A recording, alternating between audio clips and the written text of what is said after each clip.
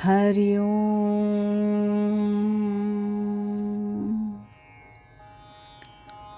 पूजनीय स्वामी भक्त डॉक्टर सुषमाताई वाटवे यांनी लिहिलेल्या स्पर्श परिसाचा या ग्रंथमालिकेतील तिसऱ्या भागाचं वाचन आता आपण ऐकत आहोत. आज ऐकूया यातील प्रकरण पहिलं, गुरुपूजन, साधकांची भावपुष्पांजली.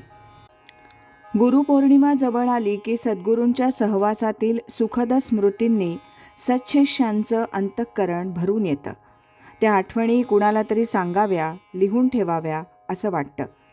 अशा सांगितलेल्या, लिहून दिलेल्या आठवणींचं संकलन या प्रकरणात घेतलेलं आहे. आज आपण ऐकणार आहोत यातील पहिल्या लेखाचं वाचन. हा लेख लिहिला आहे श्रीयुत चंप भिशीकर यांनी. ऐकूया या लेखाचा भाग पहिला. हा लेख लिहिलाय 6 जून 1998 या दिवशी. सद्गुरू श्री स्वामी माधवनाथ यांच्याकडे मी वळलो तो अगदी योगायोगानेच. म्हणजे असं की काही पारमार्थिक जिज्ञासा निर्माण झाली आहे, प्रपंचातील त्रिविध तापांनी पोळला गेलो आहे, किंवा मुमुक्षा तीव्र झाली आहे म्हणून मी सद्गुरूंच्या चरणाशी आलो असा प्रकार मुळीच घडला नाही. स्वामींच्या म्हणजे त्यावेळेला माझ्या लेखी प्रवचनकार श्रीयुत बाळासाहेब वाकडे, म्हणजे स्वामींच्या ब्युटी क्लॉथ स्टोअर्समध्ये मी पदार्पण केलं, ते शुद्ध व्यावसायिक कारणास्तव. श्री ज्ञानेश्वर महाराजांचा सप्तजन्म शताब्दी महोत्सव 1975 साली महाराष्ट्रभर धूमधडाक्यानं साजरा करायचं ठरलं होतं. पुण्याहून निघणाऱ्या दैनिक तरुण भारतचा मी संपादक होतो. ज्ञानेश्वर महाराजांच्या जीवनकार्यासंबंधी मला जिव्हाळा होता, आदर होता. ज्ञानेश्वरीशी अल्पसा परिचयही होता. माझ्या सर्व सहकाऱ्यांशी विचारविनिमय केल्यानंतर असं ठरवलं की वर्षभर दर रविवारी ज्ञानदेवांचं जीवन आणि गीता ज्ञानेश्वरीची शिकवण यासंबंधी लेख प्रसिद्ध करावयाचे. शक्यतो कुणातरी एकाच जाणकाराला ही 52 लेखांची माला ज्ञानेश्वर दर्शन या मथळ्याखाली गुंफायला सांगायचं. या दृष्टीने शोध घेत असता माझ्या एका सहकार्यानं श्रीयुत बाळासाहेब वाकडे यांचं नाव सुचवलं. ते 1 तपाहून अधिक काळ दररोज ज्ञानेश्वरीवर रसाळ प्रवचन करीत असतात अशीही माहिती त्यानं दिली. मी स्वतःच त्यांच्याकडे जावं असा आग्रह त्यानं केला.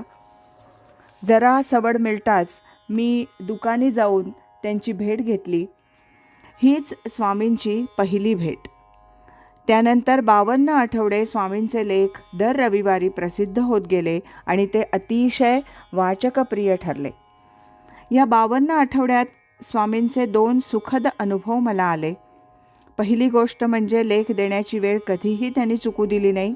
आणि दुसरी गोष्ट ही की प्रत्येक लेख ठराविक मर्यादेत, आकर्षक शैलीत आणि आशय सुलभपणे वाचकांना आकलन होईल अशा रीतीनं मूळ ग्रंथातील अवतरणासह लिहिलेला असे.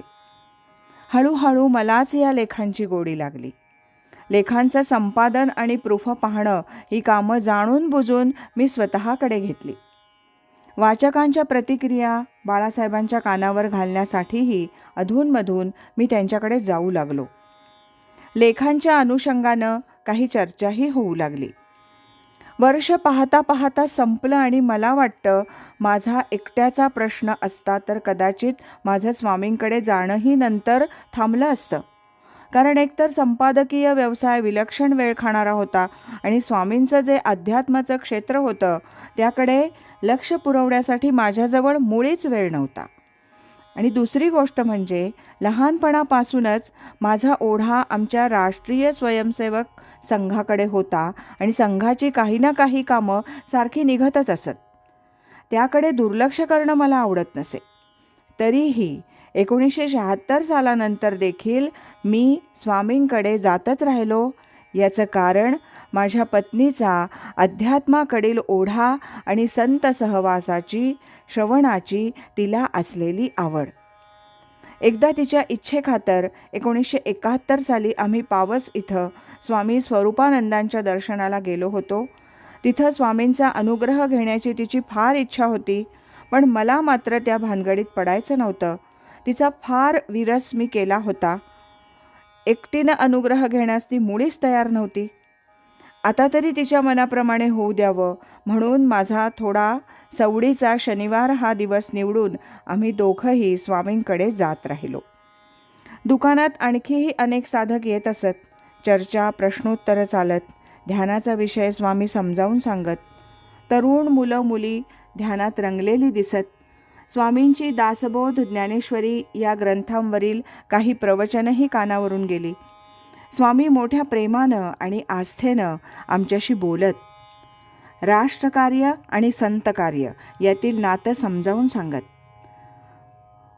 माझे प्रश्नही बव्हंशी त्याच बाबतीत असत. माझ्या पत्नीच्या सात्विकतेची आणि निर्मळ भावाची प्रशंसा ते करीत.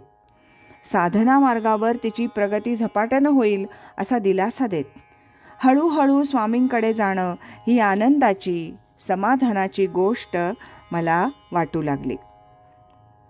नकळत मनाचे व्यापार कसे नवी दिशा ग्रहण करतात याच प्राथमिक काळातील एक अनुभव सांगण्यासारखा आहे. 1976 इंदिरा गांधींनी लादलेल्या आणीबाणीचा अंमल चालू होता. संघातील माझे अनेक सहकारी तुरुंगात डांबले गेले होते. मी बाहेर होतो आणि माझ्यावर सोपवलेल्या जबाबदाऱ्या पार पाडित होतो. एक दिवस काही कारणानं पोलिसांची वक्र दृष्टी माझ्याकडे वळली. चौकशीसाठी पोलीस अधिकाऱ्यांनी मला नेलं. तिथून परतल्यानंतर मला वाटू लागलं की आज रात्री आपल्याला अटक होणार. अटकेची धास्ती किंवा स्वतःसंबंधी भीतीची भावना नव्हती, पण तरुण भारत होता. अनेक कामं करायला हवी होती. मी तुरुंगात जाणं अभिप्रेत नव्हतं. त्या सायंकाळी मनावर विलक्षण ताण आला. बेचैन झालो. एरवीही ताण असतोच, पण त्या दिवशीची अस्वस्थता बेसुमार होती आणि का कुणास ठाऊक प्रबळ इच्छा झाली की स्वामींकडे जावं, त्यांचा निरोप घ्यावा. गेलो दुकानात. माझ्या चेहऱ्याकडे त्यांनी पाहिलं आणि तेवढ्यानंच सारं काही त्यांच्या लक्षात आलं असावं. ते मला म्हणाले, बापूसाहेब, कशाला चिंता करता? यावेळी सरकारी पाहुणचाराचा तुमचा योग नाही. मी अवाक झालो. काय घडलं हे यांना कसं कळलं? हे मनकवडे आहेत काय? मी त्यांचं आश्वासन ऐकलं आणि बसून राहिलो. हळूहळू मला जाणवायला लागलं की माझ्या मनातील खळबळ शांत होत आहे, चित्त आश्वस्त होत आहे आणि एक प्रकारची प्रसन्नता अंतरंगात उदय पावते आहे. संत सहवासाचा या प्रकारचा हा पहिलाच अनुभव होता. स्वामींकडे जाण्याचं प्रमाण वाढण्याला हे आणखी एक कारण झालं. एवढं झालं तरी स्वामींना अत्यंत प्रिय असलेल्या ध्यानमार्गाच्या साधनेला मात्र माझ्या दिनक्रमात कुठंही स्थान नव्हतं. उलट माझी पत्नी स्वामींच्या मार्गदर्शनानुसार पहाटे थोडीफार ध्यानधारणा करू लागली होती. मीही लवकर उठत असे, पण माझा सकाळचा वेळ वृत्तपत्र आणि लेखन यातच जायचा. प्रायः दररोज अग्रलेख लिहावे लागत. अग्रलेख हातावेगळा होईपर्यंत दुसरं काही करणं शक्यच होत नसे. वाचनही दैनंदिन लिखाणाला उपयुक्त ठरेल असंच होई. स्वामींकडे जावंसं वाटायचं हीच एक जमेची बाजू होती. जवळजवळ 1978 अखेरपर्यंत हे असंच चालू राहिलं. ना आध्यात्मिक ग्रंथांचं वाचन, ना व्यक्तिगत साधना, ना परमार्थ चिंतन. आज आपण इथेच थांबूया. श्रीयुत चंप भिशीकर यांच्या लेखाचा दुसरा भाग आपण उद्या ऐकूया. सद्गुरु असती अंतरात, सच्छिष्याते जागवीत. हरि ओम तत्सत.